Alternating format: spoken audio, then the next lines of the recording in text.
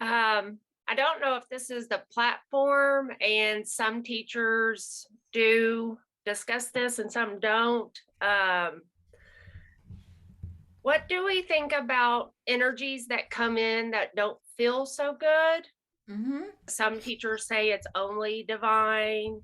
Some people say, yeah, there can be, like, if they were kind of cranky in life, they can kind of be cranky in spirit. Oh yeah. Um, Hmm. I did an exercise when I was in my mediumship class, and a girl kind of read me and said, well, you seem pretty vulnerable and very open, which is probably true because I'm trying to practice. Hmm. So she said, you might want to try to ground a little bit more or whatever. And I said, well, I don't feel any energies that are so called negative when I make a spirit link.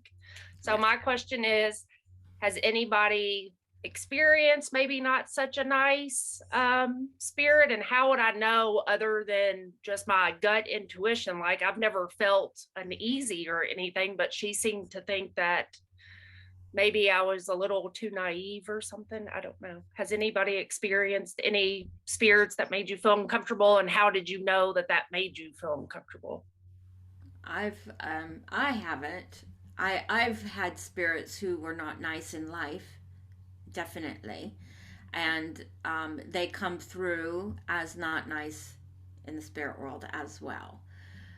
Sometimes I've had spirits come in who had dual personalities. Not that they had any kind of mental disorder, but they were one person in public, but they were a different person in the privacy of their home, right? So we probably have all met somebody who's like that. Um, so I've had a lot of those come through, but I've also had some who have come through who were not nice in life, and you do feel that How do ickiness. you tell them? Do you just tell them, hey, I'm not going to communicate? I'm saying without a sitter. So I'm practicing without a sitter Mhm. right now. I'm Uh-huh. just practicing to see what comes through. Uh-huh. If I do start to feel uncomfortable or something, do you just say, hey, now's not a good time. You need to go? I don't know. Well, if you feel uncomfortable, then yes, I would say I would, and you're just practicing. But here's the thing: when you do practice on your own, whatever it is you're doing. I mean, I used to have the spirit world send in spirits, but I always said send somebody connected to me. Mhm. So even though I wouldn't know all of them, because I have a lot of relatives in the spirit world that I don't know, they would still come in. They were family in some way. So I had, ancestors coming in, family members that I never had a chance to meet coming in. I had inspirers and helpers and guides coming in that I'd never met before. They were all people connected to me. So you were specific, but not so specific. Sorry, Now to I never tell like the person. Yeah, I So just never said send me anyone. No, I always said send me somebody I know, okay. and that's what they would do. Now, sometimes there was once or twice that I did receive somebody that was not family, but they were they were connected to me in that I was connected to somebody here. So, somebody that I was close to here in this lifetime belonged to them, if that makes sense. And so they would come in, and that was okay. But even though I'd never met them, that was okay for me because I was still somehow connected to them in a roundabout way. But yeah, that's what I would do. And normally, uh, for the most part, that's the only people that are around you anyway. Right. Well, that's why it took me off guard, because this girl or this woman was like, I feel like you're a little too open and you Yeah. seem very It's, vulnerable. And I I'm a big believer light attracts light, dark attracts dark. right, So if you are of light right, and your heart's in the right place, and if you for any reason you don't feel safe, call upon your helpers in the spirit world to come and be with you and protect you if that makes you feel better. Do right. that. Okay. Like I said, I personally haven't felt uncomfortable, but you know, I can't believe everybody at their word, but it kind of was still in the back of my head, like, oh my gosh, am I vulnerable? Are these maybe not so nice? And I just You don't know know, the difference because I'm so new. when I Mm-mm. first when I first started training, I was a part of a circle that um, had that belief of evil entities being around you, and you had to you had to put shields all around you and protect yourself. You had to do all these ritual things, and we would have to say the Lord's Prayer. We had to do all these, you know, ritual things. Well, what does that come from? That comes from the Bible. It comes from religion, not just the Bible, but religion in general. These rituals, and I didn't understand it. I did all of those things because they told me to, and I didn't know any better. But it didn't feel right. It didn't make sense to me. And then I met uh, a tutor at the college, and he's became one of my mentors. And he, he explained to me, "Do you feel you need to do it? No, Okay. then you don't need to do it. Okay. It's just a ritual. It's So just maybe just trust in myself a little bit more because, like I said, I didn't yeah, really feel anything. So yeah. I don't, I But didn't. another thing that you can do is, during that time period, I did talk to my friends in high places, and I asked them, can you just help me to stay safe? And I trust my main guide. I trust my guides, period. But I trust him with everything, unconditionally. I know that there's nothing gonna harm me. If it was possible, it's Right. not gonna happen Okay. because I trust him to be there. Okay. Thank you. I don't have any darkness. So I was like, I was so confused because I'm usually a very happy Yeah. person. So I was like, I know I'm just shining light. So I don't know why anything would come my way, but Yeah. I've never had anything dark come, but maybe it is because I always think positive, right. and Okay. I've been aware of spirit since I was 5. Okay. Thank you. Nothing negative has ever That helped happened. Yes. me ease a little bit more because Hazel. Oh, you're calling on me? Yeah. Uh-huh. Okay, good. Thank you. Would you talk a little bit more about this? Because I am of the mind that, I don't need any protection. I'm coming Yeah. from the light and all that, but I keep hearing a lot lately about dark energy and evil this and spirit negative that. And so many mediums seem to be going the paranormal route lately. And so I've never really studied up on any of this negative, evil stuff since I went to church when I was a kid. So, what exactly is this dark energy everybody keeps talking about? Well, um, you know, I think the question that we have to ponder ourselves, is it possible that there could be dark energies and entities around?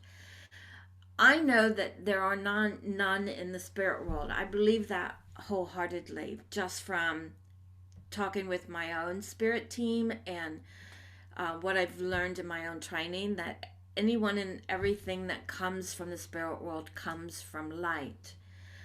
Um, so as far as the evil entities and all of that stuff, I've never in my life ever experienced it. So to be honest with you, I can't say yay or nay because I've never experienced it, and that's what I teach from. I teach from my own experiences, my own training, and that's something I've never come across. With all of that said, paranormal fascinates me. And if I could find a paranormal team to be a part of, I would love to do that. I would I would step into it with a different frame of mind though.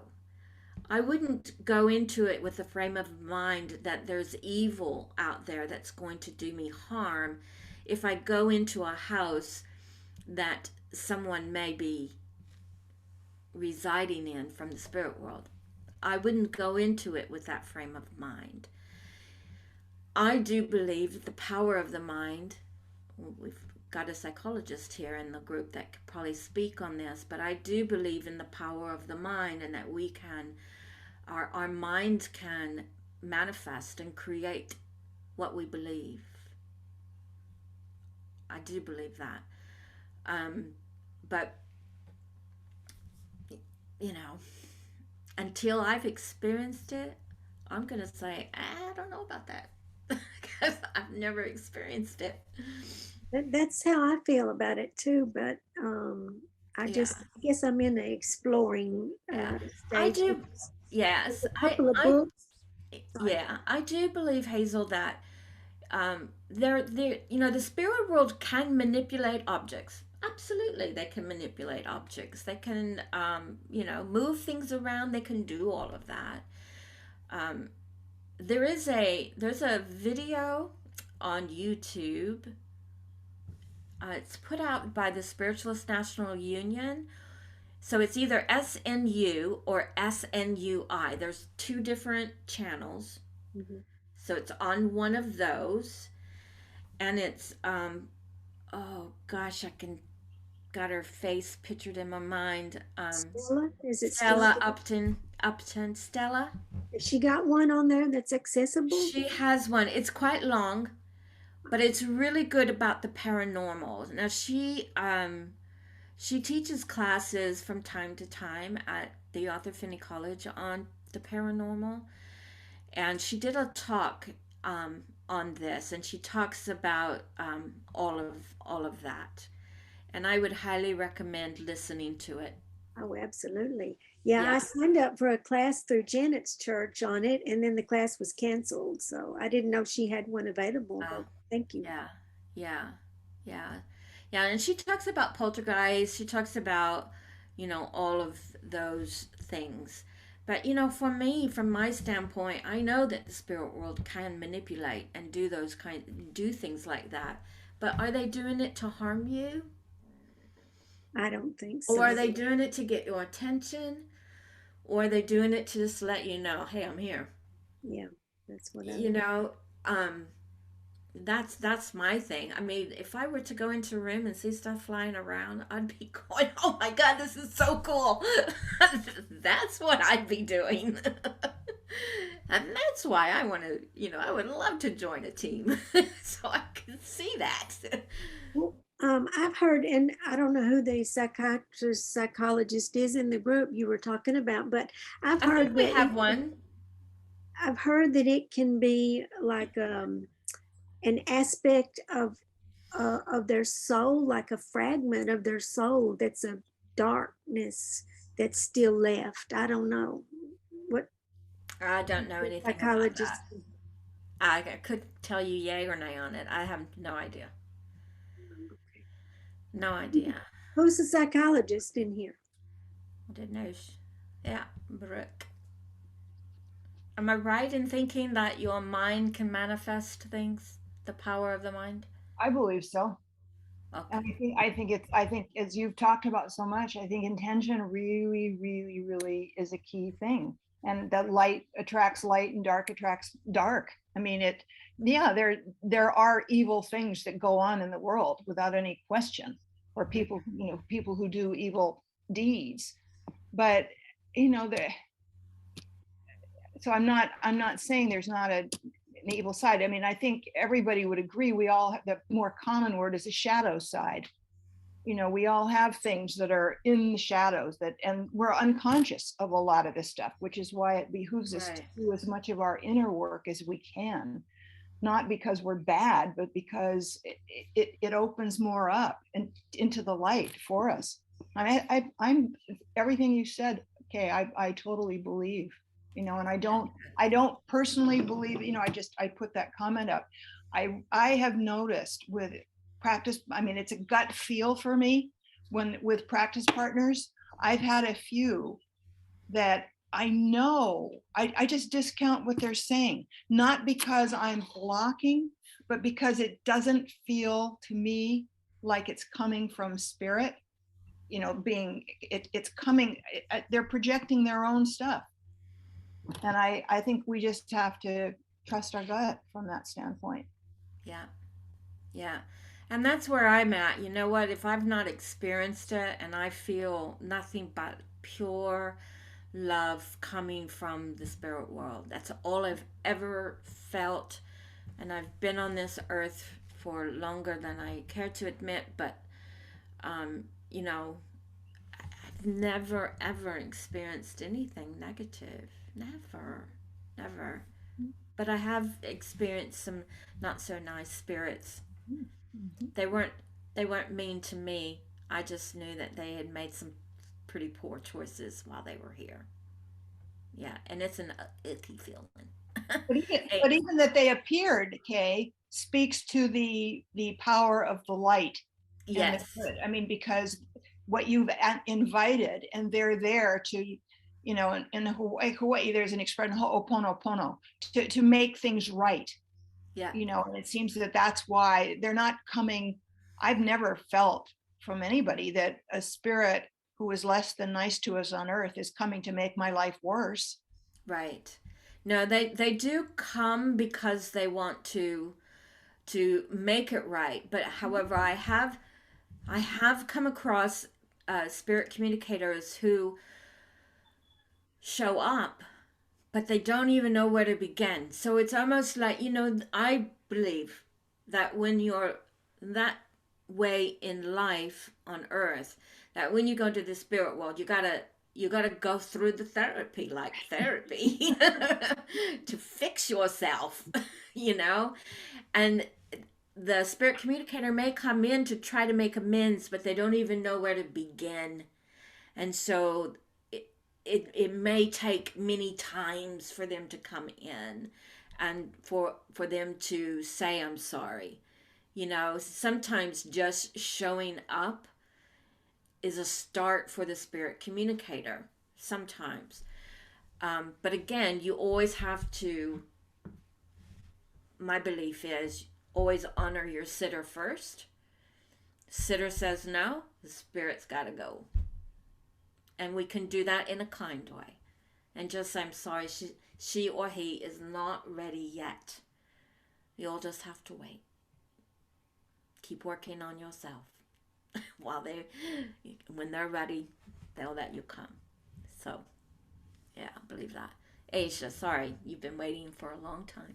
Oh, no, that's fine. That's fine. I just wanted to echo what you're saying and maybe just put a thought in that a lot of times, like what Brooke was saying, sometimes it's people projecting. And so, and you do draw what it is. And I would not shut myself down and become less open because of fear, because that's not what this is about. So that person's just putting their own fears out. Yeah, that's and right. I wouldn't worry about it. You just, you know, Nicole, you just shine and be bright and be an open light. That's how I always have been coming in. And I bet you're a great person to have as a sitter, you know, because you're open and so things will come through and it's usually those are the people that have the most, I have had the most beautiful readings with, or people like that. Mm-hmm. Yeah, well said. Good. Suzanne. Hi. I wanted to touch on what Hazel was saying. It's not a personal experience of mine, but I'm in this neighborhood group forum thing, and somebody had formed a paranormal group, and she sits hours in the evening time, and I'm talking like after midnight, because that's her thing, and she collects EVPs, I think they're called. Mm-hmm. But she's had experiences, just to, as you were saying, Kay, like nothing hurtful, nothing scary, at least to her, but I suppose somebody else could, because like toilet paper that was sitting on a shelf has gone flying down to the floor where she's been, lights flicker. She's heard her name being called. She's had all sorts of experiences. And then she picks up things on that EVP, device, recording device. And again, she says, none of it's ill-intended, like connection, which is Yeah. her, you know, her belief. And so anyway, it's been interesting to listen to her stories and to see the happening, like, cause she'll record stuff to see what goes on, which is so different than kind of what we do. Anyway. And if you sit like that in your house in the same room day after day after day, you build the energy of the room. And how does the spirit world manipulate objects? It's through energy, and they have to use the energy of the room, the energy of the people that are in the room in order for that to happen. And so I think that's pretty cool. I just would just become so excited. Yeah. I used to love going to the I don't know if did they call them seances? What did they call them at the Arthur Finney College? And then there was a place south of London that we used to go to all the time.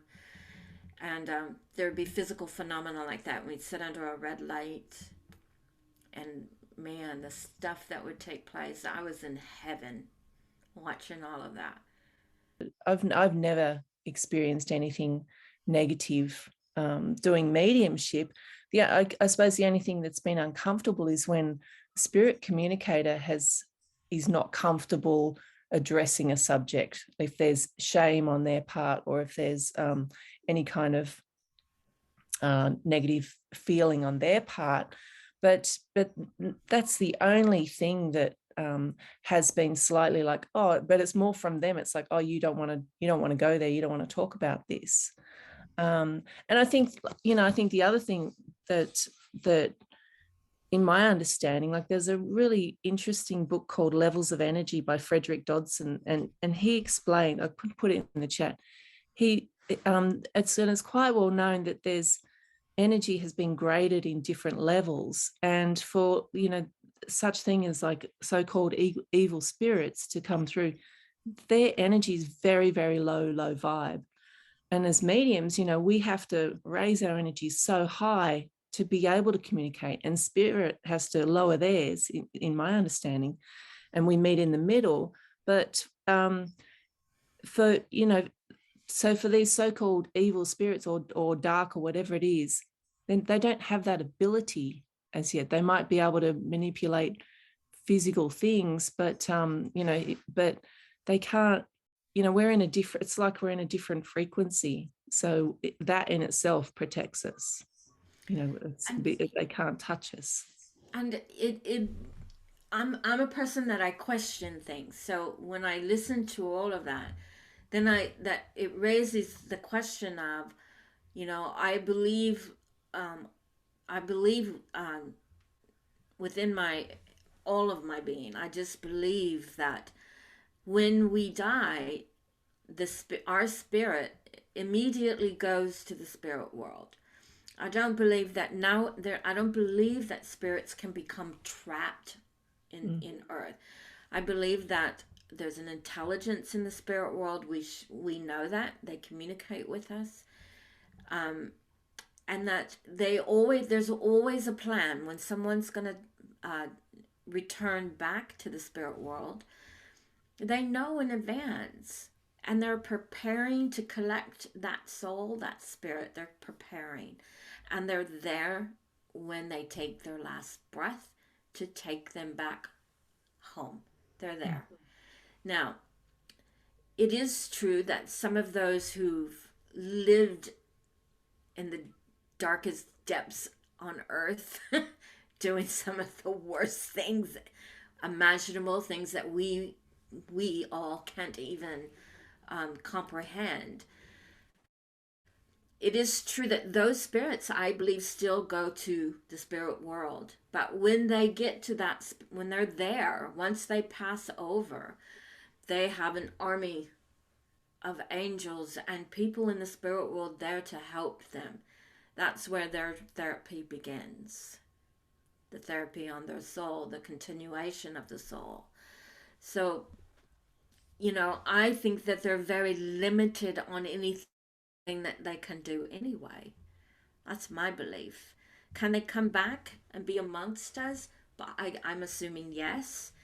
But they're so carefully watched and cared for on the other side that I don't feel that there's a whole lot that they're able to do.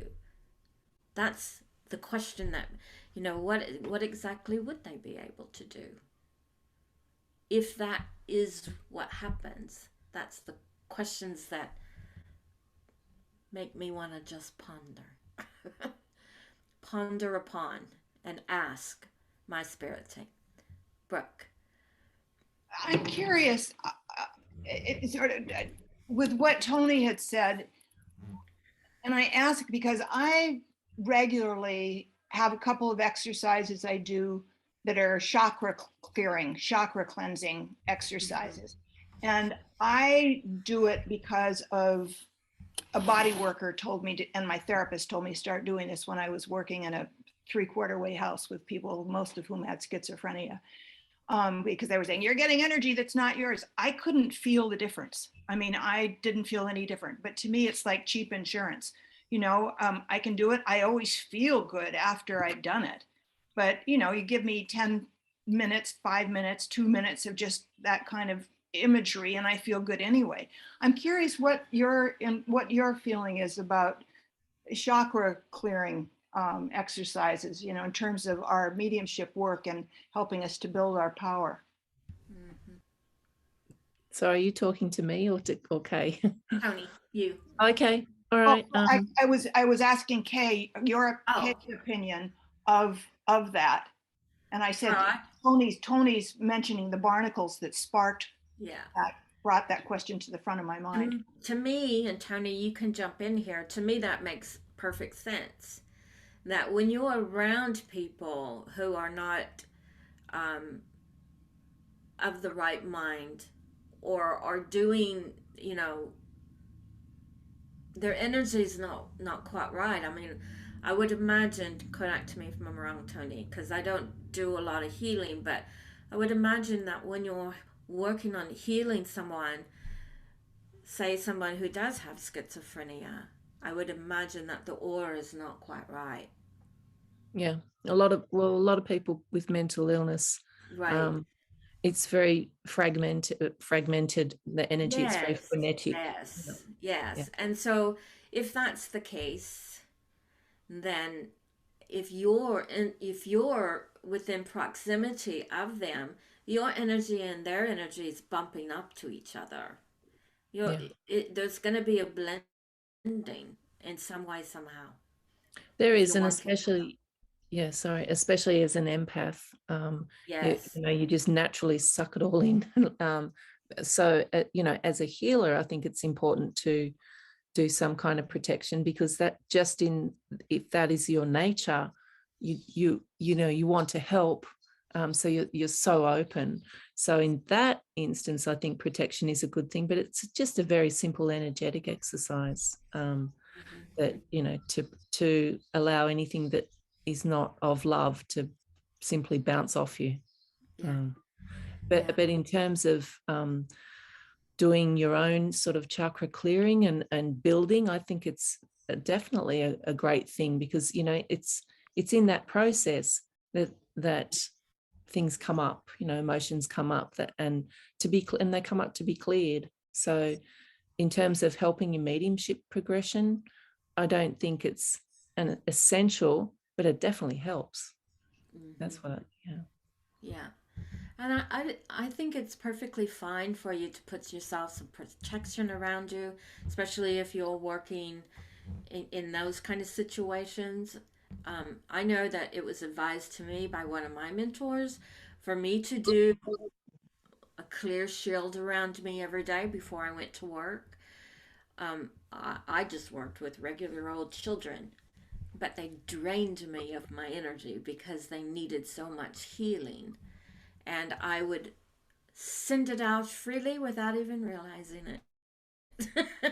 Because that's what empaths do. And mediums are natural healers. And so people will be attracted to us. And we will, because we're so giving, that's part of who we are. We will freely give off energy to anyone that comes within our bubble range here. And we don't even do it consciously. It just happens. And so she would always say, put yourself a clear shield around you. That way, they can still come to you and your energies can interact, but they can't pull your energy unless you consciously give it to them. And it did help. I quit being so tired all the time.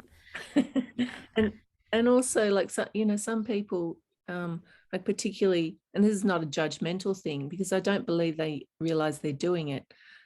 Some people, like, for example, narcissistic people will suck your energy, they'll drain it, and they don't even know they're doing it. It's just the nature of, yeah. So no idea. Yeah. That's why, the protection is a good thing. But it's more on the energetic level rather than something bad's going to attack me in my mediumship. I think it happens on a soul level. It's their soul going, help me. And our soul is going, sure.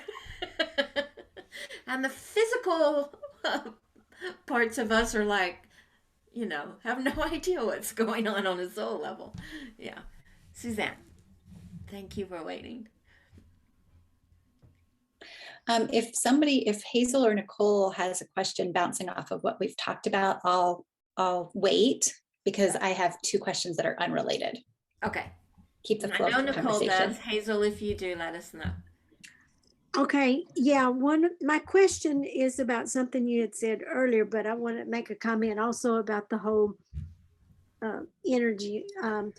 I heard a teacher say this once and it stuck with me, that if you're coming from your heart and you're working from the light, you don't need to do all of that because it's kind of like a bug zapper, that if something comes in your aura, then it's like, bzz, it's gone. So I love that. Yeah. And I like that. Yeah, I like that too. Yeah, that's a good the way question is, sorry, go ahead. No, I said that's a great way to explain it. I like that. So I choose to be coming from the light all the time. So y'all just, anyway, so my question is about when you were talking about about them going through therapy on the other side. Don't you agree that the free will continues on after we're in the spirit world and we can choose or not to go through that therapy to improve and our soul growth? We can choose to stay not stuck as a spirit here, but to, like some people want to reincarnate, and well, I believe in reincarnation, but to go through those lessons again. Do you believe the question is, do you believe that we have the free will and they can choose to not go through the therapy? That's my question. I believe that there are laws of the spirit in the spirit world that they have to follow and adhere to, and because it is a place of love and light, that it works harmoniously there. I'm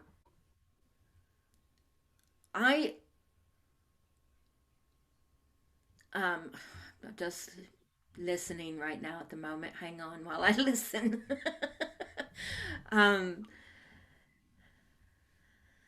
Free will. Okay, so here's what I'm getting. It's that free will is of our world. It's of our world. And when we leave, so what they're showing me here is when we leave, it's like this magnetic pull between our spirit soul, and the spirit world, and we just automatically gravitate there. That's where we're going. Free will is not so much in the spirit world. Yes, you can choose whether or not you want to come back, reincarnate, and come back to Earth. You can do that, but you have you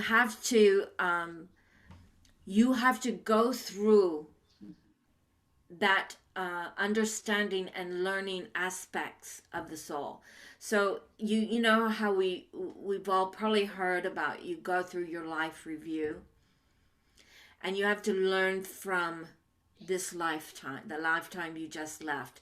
You You have to learn from those mistakes. You have to acknowledge those mistakes and heal from. You have to even learn to forgive yourself in the spirit world for the things you've done. You've probably had spirit communicators, or maybe somebody in your own life, who has come back over and over and over and over and over to apologize, because they're still working on that forgiving of themselves for what they've done in the last lifetime here. So if I'm understanding correctly from my friends, what has to take place is there has to be some healing of the soul. You have to go through stages. It feels like stages, is what they're saying here. And once you've gotten to a certain point, then you do have the free will, or you will, let's see, what are they saying? It's almost as if it comes to pass that you have the options of, do you want to return or do you want to stay to learn more? But that feels like that's the free will of staying or returning. That's what it feels like to me. And I'm going to just leave it there. And, I could be totally wrong, but that's what I feel like I'm getting right now.